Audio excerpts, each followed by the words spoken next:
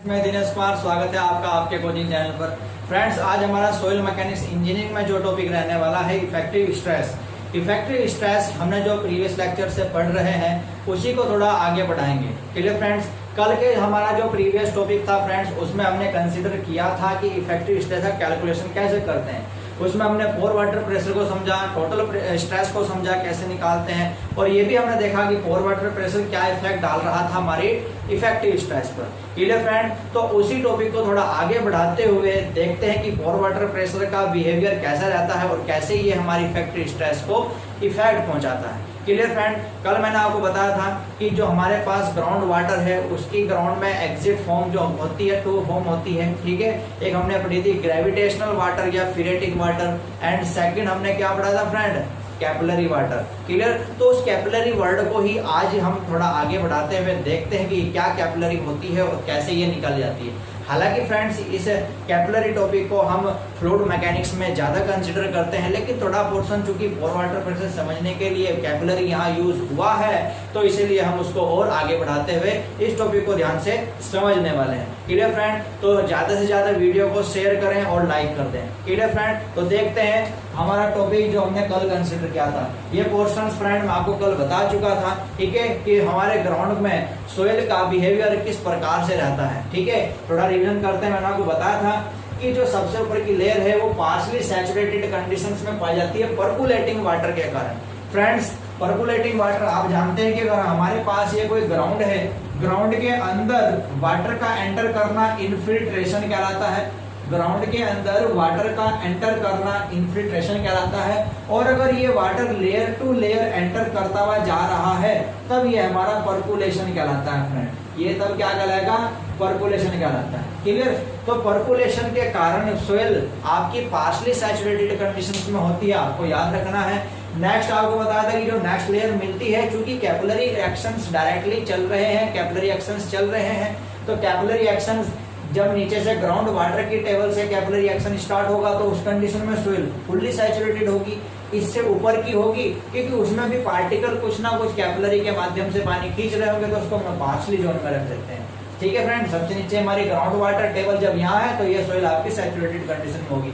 तो ये टॉपिक कल हम रिवाइज कर चुके थे। यहाँ से कुछ बेसिक पॉइंट्स मिलने हैं हमें। वह बेसिक पॉइंट कौन से आप यहाँ पे ध्यान से समझोगे।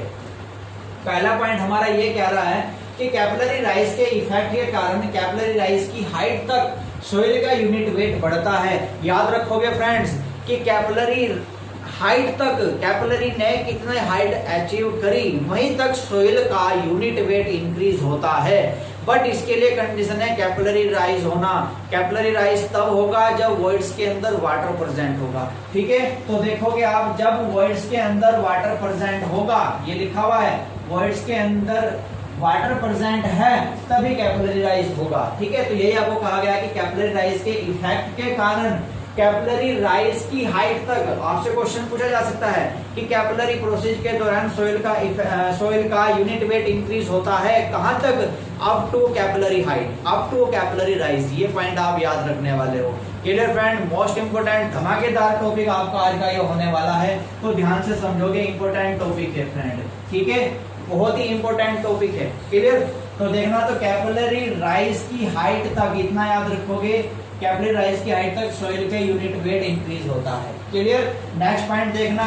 नेक्स्ट पॉइंट हमारे पास में आपका एक पोर वाटर प्रेशर का वेरिएशन कैसा रहता है, पोर वाटर प्रेशर कैसा अपना बदलाव करता है, ये हम देखने वाले हैं। तो देखोगे फ्रेंड, इसमें ये हमने क्या काम किया, ये हमारे पास कोई एक वेसल है, कोई बर्तन है, इसके अंदर हमारा इधर ये कोई लिक्विड फिल होगा, ये हमारा कोई लिक्विड फिल है। यहाँ पर हमने क्या काम किया फ्रेंड, इसके अंदर एक पाइप को स्टैंड करा दिया, एक पाइप को हमने इसके अंदर स्टैंड करा दिया, एक पाइप को हमने इसके अंदर इंसर्ट कर दिया।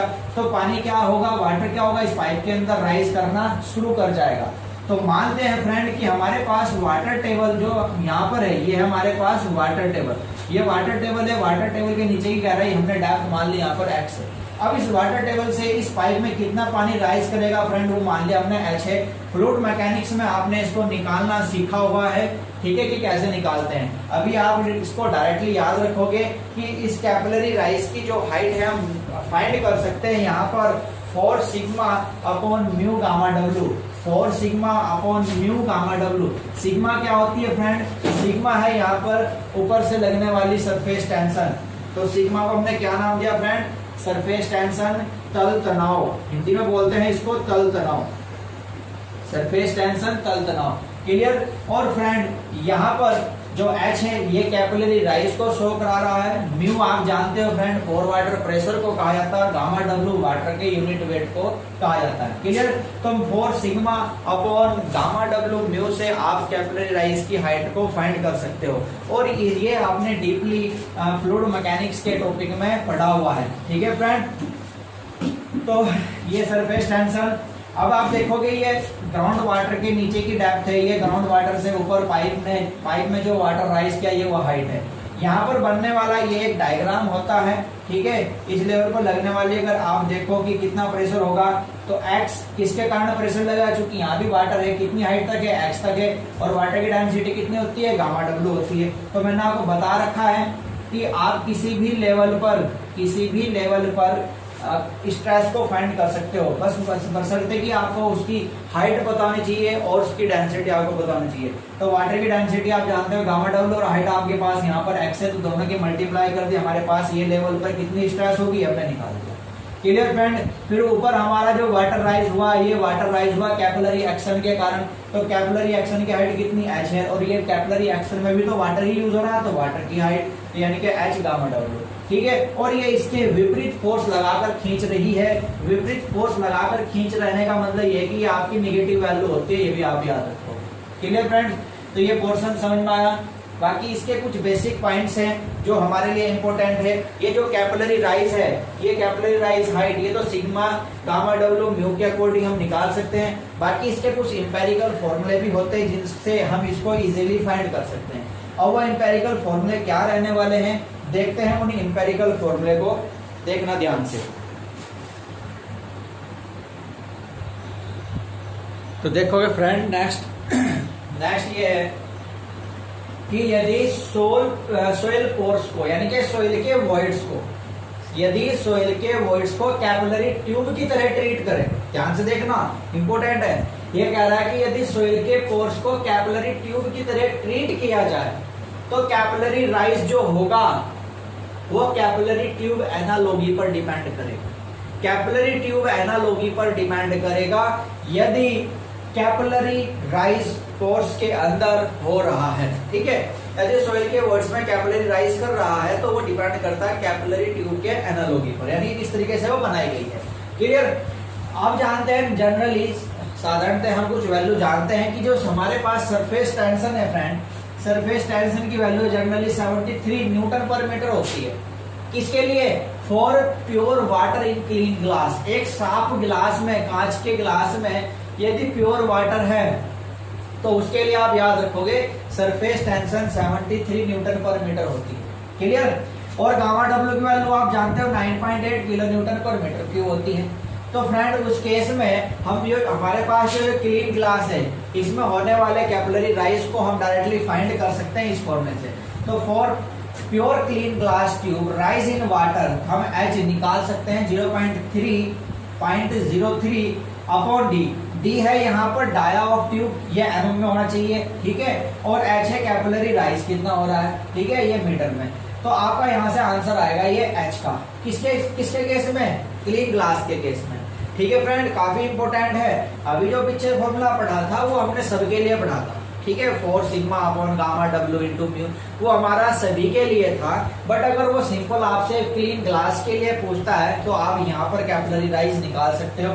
मोस्ट इंपोर्टेंट फॉर्मूला है। आप फ्रेंड यहाँ देख रहे हैं केवल और केवल यदि हमें डाया पता लग जाए प्योर क्लीन ग्लास ट्यूब का तो आप वहां से H निकाल पाओगे। तो सिंपल है, इसमें आपको डाया गिवन दिया जाएगा, आप H निकाल सकते होंगे। अब ये देखो क्या कह रहा है। अब ये कह रहा है कि यदि हम यहाँ पर जो D हमने यूज किया, ये D, यदि इस D को 0.2 D10 के रूप में यूज किया कर ले, ये कह रहा है कि यदि ट्यूब के डाया को आप 0.2 D10 के रूप में यूज कर ले तो आप उससे और बेटर रिजल्ट प्राप्त कर सकते हो सैंड और सिल्ट के केस में। यानी कि ये करने को कह रहा है कि यदि आप D बराबर 0.2 D10 रख दो, ठीक है, D बराबर 0.2 D10 रख दो तो आप ज्यादा से ज्यादा अच्छा रिजल्ट प्राप्त कर सकते हो सैंड और सिल्ट के केस में, ये कह रहा है। तो देखो अब सैंड और सिल्ट के लिए H हमारे पास हो जाएगा 0.03 अपॉन 0.2 D10, यानी कि D के स्थान पर हमने क्या रख दिया, ये वैल्यू रख दी। ठीक है, D10 आप जानते हो इफेक्टिव साइज होता है सोइल के पार्टिकल का एमएम में। ठीक है फ्रेंड, ये मैंने आपको पढ़ा चुका हूँ कि D10 को इफेक्टिव साइज का आता है सोइल पार्टिकल का। तो यहाँ तक कोई डाउट बताइए। अब ये तो एक सिंपल हमने कहा कि सिल्ट और सैंड के लिए।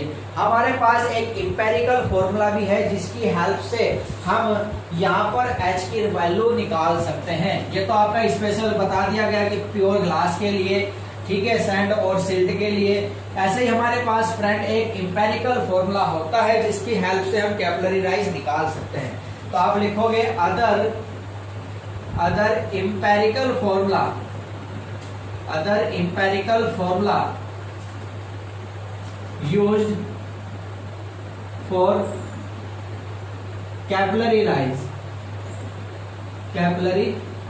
याद रखोगे, कैपिलरी राइज के लिए हम एक अदर इंपेरिकल फॉर्मूले का यूज करते हैं फ्रेंड, और ये हमारे पास होता है H इक्वल टू, अभी देखो हमारे पास वैल्यू थी 0.03, ठीक है, तो ये कांस्टेंट है, ये एक क्या है फ्रेंड, ये एक कांस्टेंट है।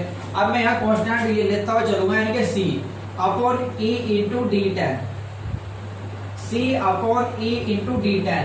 C क्या है, कांस्टेंट है। अब इसकी वैल्यू भी आपको यहाँ से मिल जाएगी फ्रेंड, ठीक है। C को हम कहेंगे इंपेरिकल कांस्टेंट, C आपका यहाँ पर आ जाएगा एक इंपेरिकल कांस्टेंट, ठीक है फ्रेंड।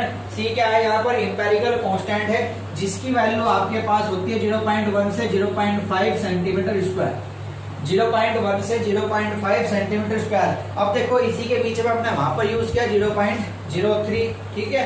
अब आपको याद रखना है अदर इंपेरिकल फॉर्मूला आप यूज कर रहे हो तो C की वैल्यू आपके पास 0.05 में सेंटीमीटर स्क्वायर तक हो सकती है, ठीक है।